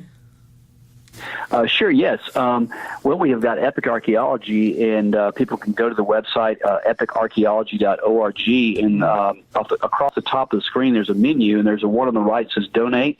And one of the things that we're going to be kicking off this summer, Nick, is a new podcast dedicated to archaeology news from around the world. As it relates to the Bible, and not just the Bible, but also other fascinating archaeology news that people might want to hear. And the name of the podcast is going to be The Monocle and Spade. So if you remember the old-timey archaeologists where they had the little monocle, the little eyeglass, we've got a really cool mascot, I'm calling him Earl, the hipster archaeologist. And so he's going to be launching. But we're going to try to be launching that this summer. And so folks want to help us out with that. And we're also going to have some other things that we're going to be doing. But if you're interested in supporting the research work and of Epic Archaeology, you can go to epicarchaeology.org and go to the right, click Donate, and all your donations are tax deductible. Epic Archaeology is part of the Defenders Media Alliance, and we are a nonprofit organization, so everything is tax deductible and very much appreciated. Yeah, I think something important to say about the pharaoh not being named, and this is something a lot of people don't understand so much about the ancient world, is that not naming someone was really a way oftentimes of dishonoring them. I just got done reading a few days ago the book of Ruth. I'm going through the Old Testament again. I mean, that's how I do my Bible reading. And in Ruth, there's really only one figure who's not named, and that's the person who refuses to do his kinsman redeemer rights and marry Ruth and provide a family, and said his family shall be nameless. We don't even know who this guy is because of this. Yes, and that is exactly right, Nick, and this is especially true in ancient Egypt, because the pharaoh's name would be remembered for a couple of things. His inscriptional evidence there on the monuments would be a memorial for his name. But if his name was erased, then he would not be remembered. In other words, his eternal soul, his B-A, was connected to his name. So you're absolutely right. The fact that the biblical writer in Exodus does not mention the name of the Pharaoh is sort of a slam. It's sort of saying that you're not quite as important. Of course, the focus was on God himself. God would be known. In fact, he says throughout the text, God would say, I will be known to Pharaoh and to Egypt. So the point was not that Pharaoh was known.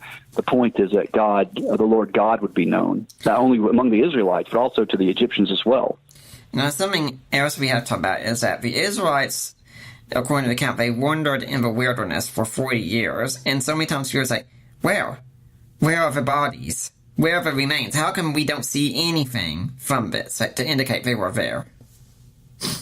Right. It's really the argument from silence, is because an absence of evidence is not evidence of absence. There's a lot of research work that's been done on this. And my research I've done, one of the locations this has happened in the 4th century. Now, I just actually got through writing an article, and my latest article is on Byzantine, Christianity and how the earliest Christians began to see the land as holy.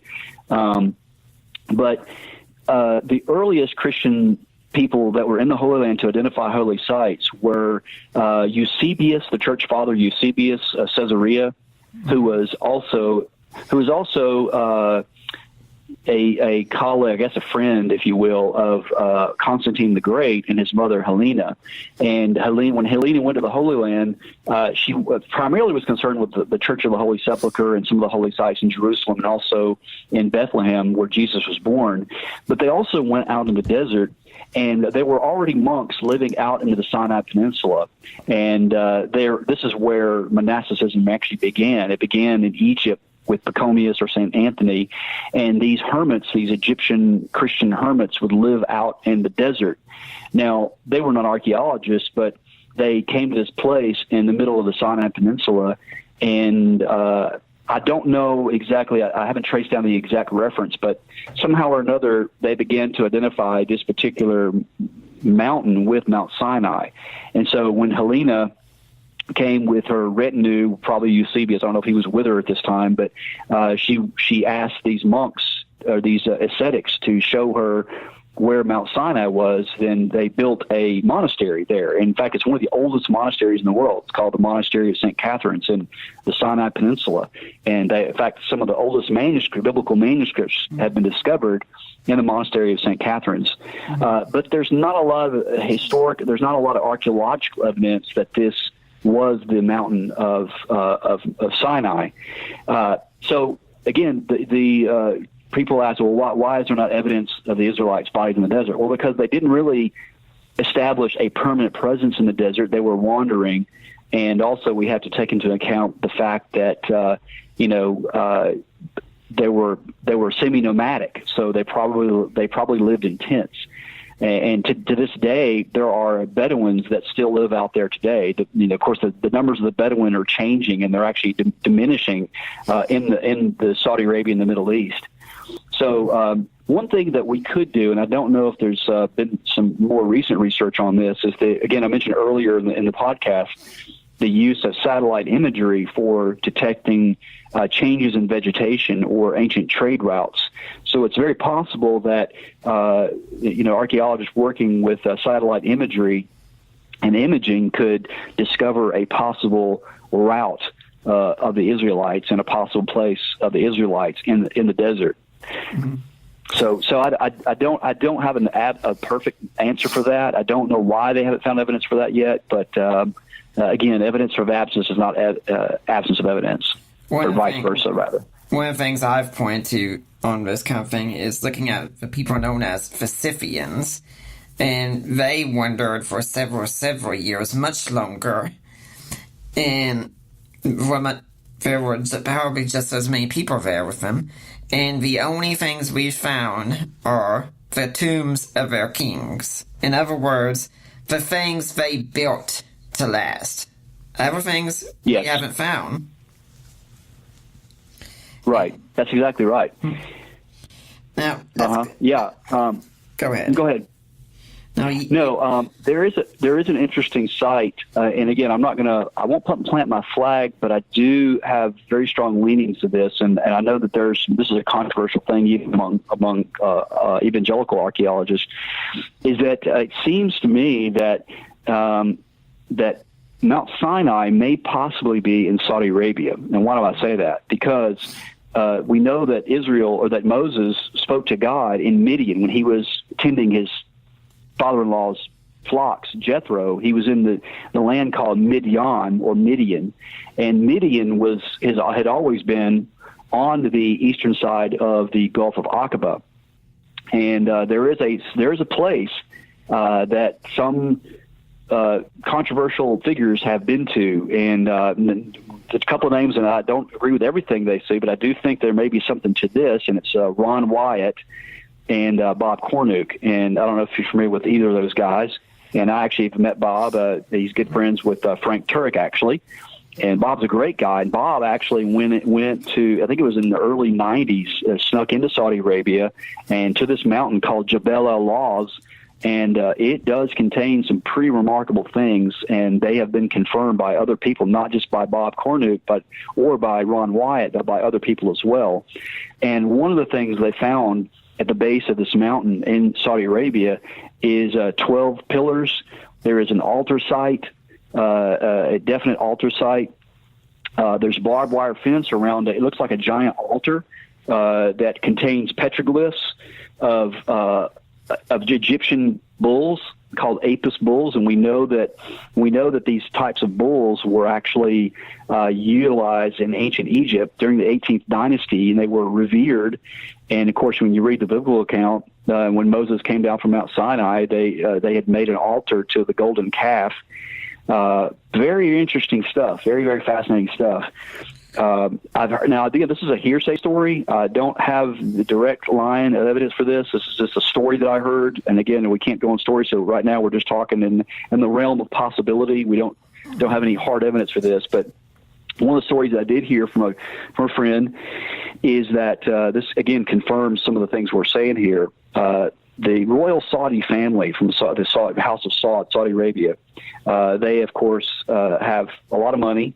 And they hired this doctor in Korea, South Korean doctor, he was a specialist in some type of medical treatment, and one of their family members needed him, so they hired him to come. What they didn't realize is that this Korean doctor was a very devout Christian and was very interested in biblical archaeology and history, and he had known about the site. And so he didn't let this known to the Saudi family, but he did let them know that he was interested in history and things like that. So anyway, he actually got to go to this site and to visit the place where the altar was, and then later he was in a museum, and I want to say it was in Riyadh, Saudi Arabia. I'm not sure, but right near where the altar was. Now, he found this out later. Now, he couldn't read Arabic, so when he was in the museum, they came to this place, and his guide was talking through some of the things that were discovered, and there was a lot of gold Egyptian artifacts that were on display on this particular museum display. And the interpreter told him that these were discovered at the base of that altar that they visited, which is very interesting. Again, this is pretty amazing. If this is true, this is pretty remarkable that these gold artifacts that were Egyptian styled ornamentation, jewels, things like that. Of course, if you know the biblical account, the Israelites left Egypt with the treasures of Egypt. And they melted them down, and they became a golden calf. And so some of these artifacts were found sprinkled around the base of this great altar site that contains these etchings of Egyptian bulls on the outside of them. So, so again, that's a place of great interest to me, archaeologically and historically. I think there may very well be something to it. And we just can't say with absolute certainty right now because archaeologists have not excavated there. There are some possible issues with it, the location of Kadesh Barnea and other things. But I don't think it necessarily rules it out that again, Mount Sinai very well could be in Saudi Arabia and not in the Sinai Peninsula. I definitely do think that it's where the monastery of St. Catherine's is today. I think that is a place that was venerated by monks, but there's not a lot of historical or archaeological evidence around that area that would show that there was a large presence of Israelites there. Now, let's look also at what you'd said about Catherine Kenyon, I believe was, with her archaeology and her not naming the parts that were found and such. Now, I think we need to be careful here because there could be some people who could be the same thing. Well, of course she didn't name it because, she doesn't want it to be that the Bible is true. And we can't really know that, and we correct. We should be absolutely. Yeah, you know what I'm saying. I agree. No, you're absolutely yes, absolutely agree. We don't know what her motivation was. There's no way we don't know what her heart or mind was. It her heart and mind? Yeah. I do know that she definitely was not. She didn't have conservative views of the scriptures, so that's it from her writings. But that's neither here nor there. All we know is how she recorded the archaeology of Jericho. So we can only surmise as to why she failed to record the Cypriot pottery. Now, do we have any other evidence of a conquest but some of the cities have been destroyed? Because, it's pretty much the entire land was supposed to be conquered by Joshua, although this did take much longer than just as in the book of Joshua. What else do we have? Right. Well, that's a great question. Again, Nick, the archaeological record actually bears out what we read in the text because when you read throughout Joshua, they sort of run into some trouble especially after Joshua dies, and we go into the book of Judges, and it says that the very book of Judges says the Israelites failed to completely drive out the Canaanites. Mm-hmm. It says that they were determined to live in the land, and that's exactly what happened, is that the Israelites failed to drive them out. And in the Judges, we enter into a period of the Judges in which we see Canaanite presence. And that is a long period archaeologically for Israel as well. It's about 400 years. Mm-hmm. So we see that the archaeological record is consistent with what the biblical record actually says, and that the Israelites were living alongside the Canaanites. And a lot of times they were practicing syncretism. They were worshiping Yahweh alongside of these other gods, which they were condemned. I mean, so there's an article came out a few years ago in which I think it was in Biblical Archaeology Review, and the question was, does Yahweh have a consort? Mm-hmm. And in other words, does God have a wife? And in some of these Canaanite discoveries, they discovered that, Asherah and Baal, God is portrayed as Baal or an Asherah. So again, this is exactly what we read in the biblical record, because the Israelites were condemned for doing that, and that's exactly what we see in the archaeological record. They were trying to worship Yahweh alongside these other gods. Yeah, if I could recommend something to the listeners here, I'm going to try and get him on again sometime to talk about this book, but one that I'm going right now, and he's been on here several times before, one of our favorites.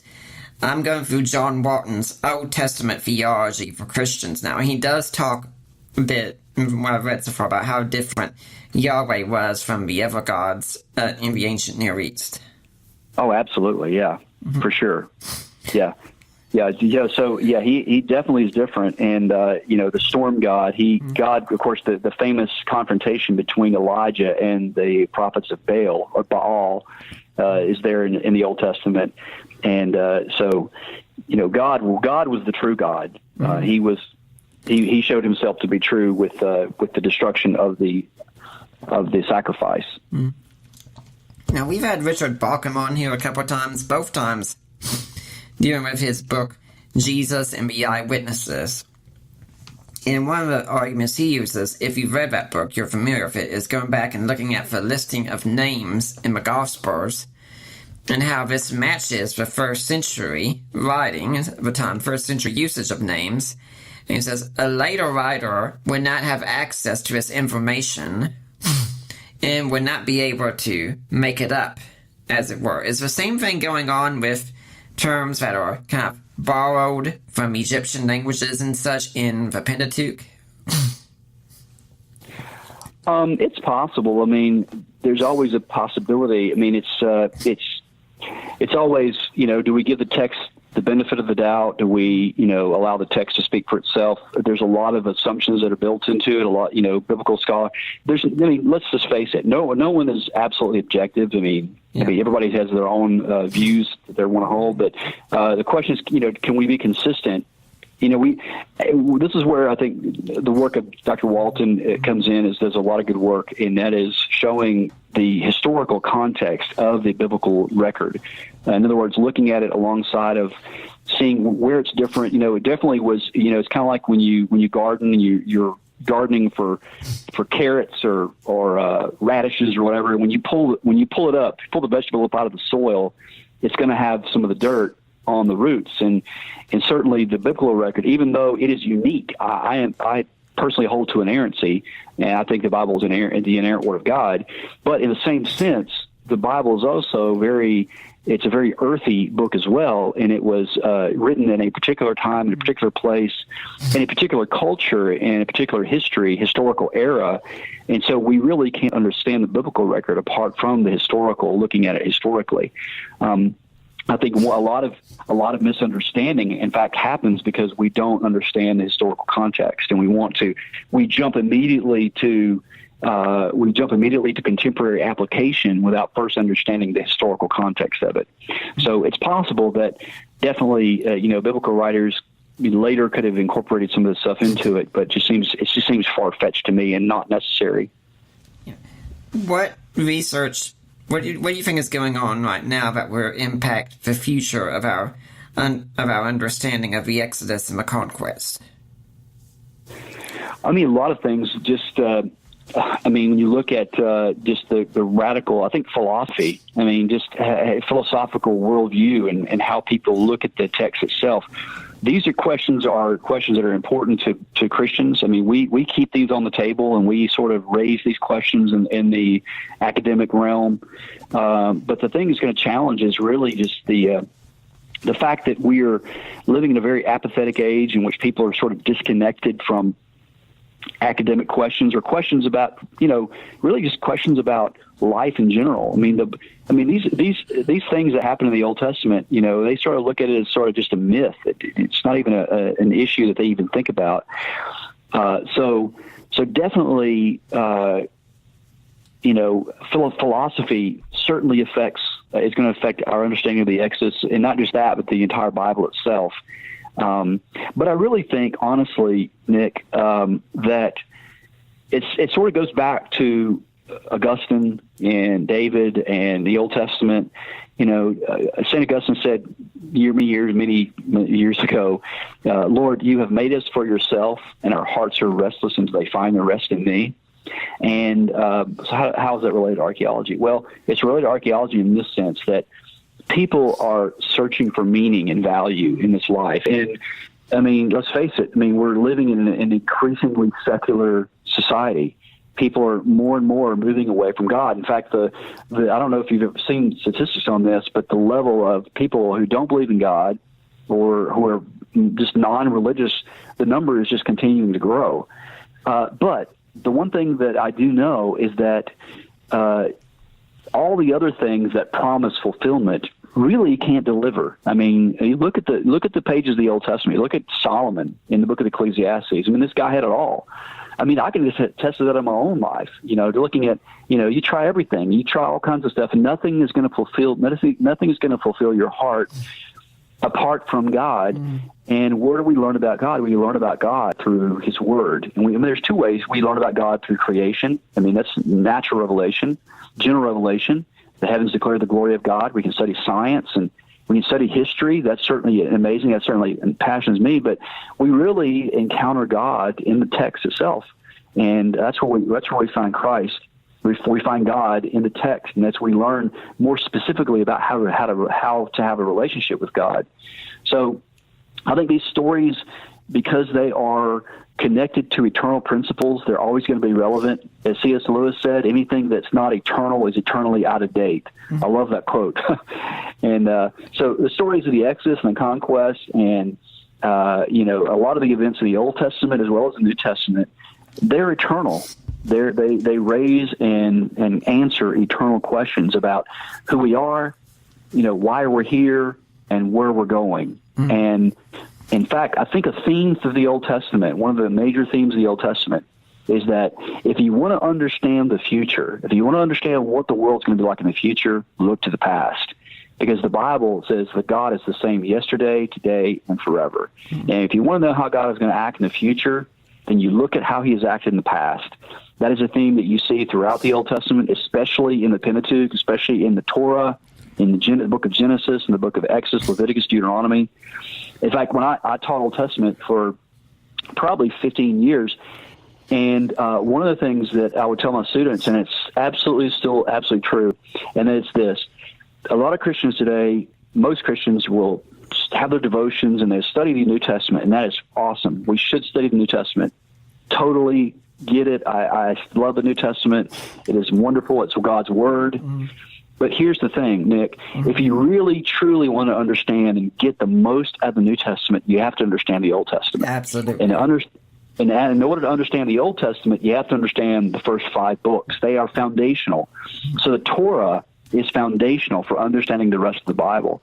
And I think that is hopefully people will, these questions about the historicity of the Exodus, the historicity of the patriarchs, and all these types of things will draw them to the text itself and bring them to the Word of God, so that they can actually interact with the Bible. Instead of letting somebody else tell them what it says, they can actually read it for themselves.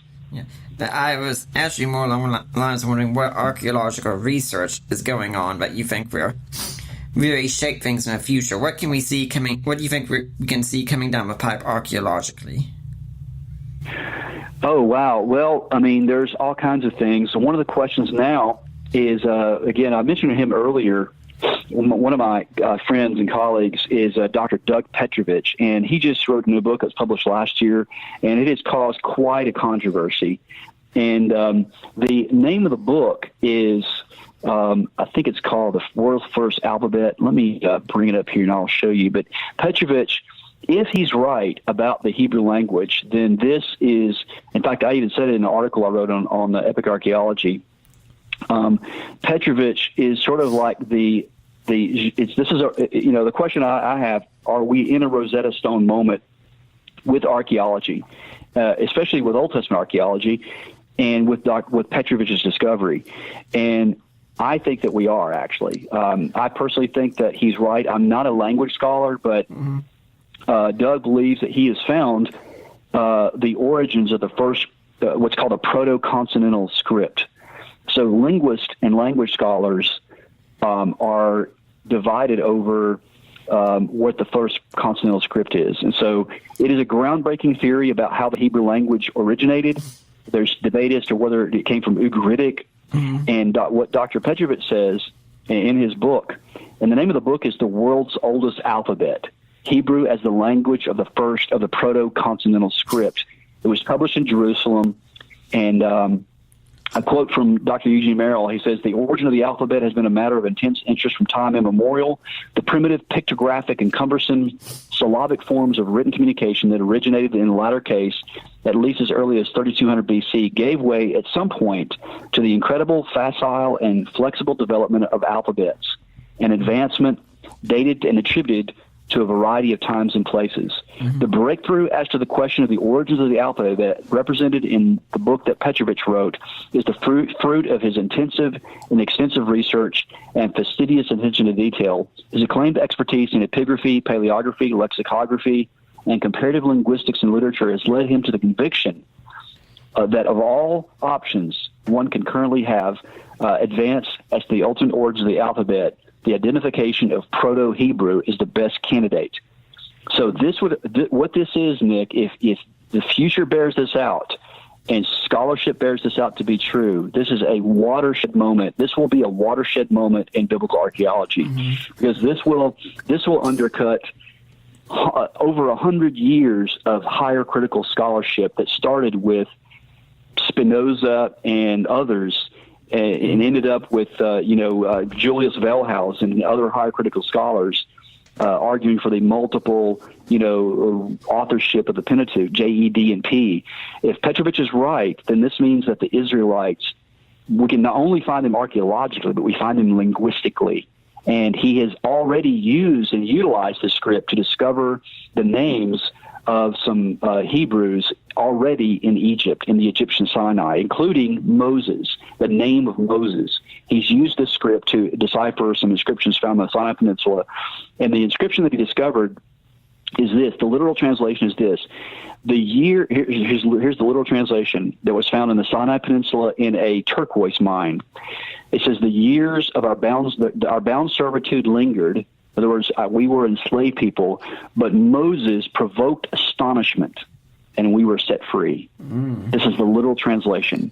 So if Petrovich's analysis is correct, and he is a brilliant scholar, then this is going to be a watershed moment. So this is the thing to watch. I would encourage people to check out Douglas Petrovich. You can go on ABR's website. You can also get on Amazon, and I think you can get it on this website is Carta in Jerusalem, CARTA, and it's quite an expensive book. I think it's like $80 for the book, but it's called The World's First Alphabet, Hebrew as the Language of the Proto-Consonantal Script. So this is something to watch out for. Ted, there was a time a few years or so ago when the skeptics would have said there was no reference to, say, King David, for instance. And back in that time, I think we probably were right. But now I think we've found 3 references to David outside of the Bible, of course. Do you think we can expect the same to happen with figures like Moses and such in the near future? Yes, I do. Again, the evidence is going to be fragmentary, but if Petrovich is right, then we already have an inscription with Moses' name on it. Mm-hmm. So this is going to really be a big event in Near Eastern archaeology. The fact that Petrovich has discovered the proto-consonantal script, and he says it's Hebrew, and makes the connection. In fact, you can see the connection, but it is being vociferously debated. The reason why scholars have responded so vociferously to Petrovich is because of the implications, because he actually is a scholar that has weight. I mean, he got his PhD at the University of Toronto in Middle Egyptian, and he is arguing that Moses really did exist, and not only did he exist, but he's found evidence that he existed. So, who knows who knows what else will come out of this? But certainly, it is possible that we could find some new descriptions of Moses and the Israelites. But what we've already discovered so far is quite remarkable. And let's suppose there's someone out there who's listening, and they were kind of like you at a young age, and this podcast has helped them get bitten by the archaeology bug, as it were. What steps would you recommend they follow? They could definitely, depending on what route they wanted to take, if they wanted to be an archaeologist, there's a lot of great schools out there. Seminary training, you could focus on the languages. There's a couple of different routes you could do. One of the things that if I had 2 or 3 lifetimes to do over again, I would go back and I would focus in some of the Mesopotamian languages like Akkadian cuneiform, because that's one area that interests me a lot is early Mesopotamian history with Iraq. So they could follow the language route, really, get up on the languages and learn Hebrew and learn some other Semitic languages, Aramaic and Arabic and things like that. Because a lot of the new discoveries, I personally think, are going to be in libraries and archives and different inscriptions. And so archaeology not only are we using the spade, are we using the actual, the artifacts of, tools of digging, but we're also using language. And language is a great way to get at the past. And so there's a lot of inscriptions and writings that have left to be deciphered. So they could go that route and study languages. University of Pennsylvania, University of Chicago are great schools. Mm-hmm. There's another one, I believe, Southwest Seminary actually has a department in archaeology, mm-hmm. and there's several Bible colleges around as well. That I believe there's one up in Tennessee as well that has a good archaeology department. I think it's Lee University up in Tennessee. So they could go the Bible college route, or they could focus on the actual just dirt archaeology, in which you kind of studied the archaeology and get involved. You can actually get involved also with Associates for Biblical Research. That we have digs that go on. In fact, this summer they're going to be digging at the site of Shiloh, the site of the first tabernacle of Israel. As they came out of the wilderness, they're actually digging. We have positively identified the site of Shiloh. And they're going to be trying to locate. They're just looking at the whole site. But one of the questions that they're going to be looking at is if and where the temple is or tabernacle was located. And you can go as a volunteer. You don't have to necessarily go to school to be an archaeologist. You can actually serve as a volunteer to go in an archaeological excavation. I would really recommend people do that, because you really see archaeology from a hands-on experience, and you get to dig in the dirt and you get to discover new things that no one has ever found before, and that's always exciting. And they don't even learn how to use a... Go ahead. No, it makes the Bible come alive. It really does. And they don't even need to learn how to use a whip, do they? No, they don't. They could, but they don't have to. Now, Ted, we've had a great conversation. We could have talked so much more about this, but unfortunately time is not on our side here. If someone does want to find out more about you, I suppose even if there's someone out there who says, I'm still skeptical, I've got some questions I'd like to ask this guy and such, do you have a blog, an email, a website where people can get in touch if they want to find out more? Absolutely. I'll be glad to answer any questions we'll have. It's TED at epicarchaeology.org. They can email me there, and my email address is also on the website. You can go to epicarchaeology.org, click on About, and go to Ted Wright, and my email address is there. They can email me directly. It's ted@epicarchaeology.org. Folks can also go on the website and sign up for our blog. They just go to the main webpage, scroll down about midway, and there's a place that says Keep Updated. And you can just enter your email address. We won't send you any spam. It's just basically whenever there's a new archaeological article that comes out, you'll just get it in your inbox. So people can go there. Do you have any final words you'd like to leave today for the Deeper Waters audience? No, just thanks again, Nick, for having me on. It was great to be here, and thank you for all the great questions. And I'd like to thank you for coming on, and I do hope we'll see you back here sometime. It's really great getting to catch up with you again. Sounds good. I look forward to it. I'd like to remind everyone that next week we're going to have Dr. Doug Grotice on talking about walking through twilight, a personal look at how he's handling the tragedy of his wife's mental illness and such. I want to see how he's doing since the book. Are they even still with twilight? Maybe even with darkness right now. I don't know, but we're going to find out. Until then, I'm Nick Peters, and I'm signing off.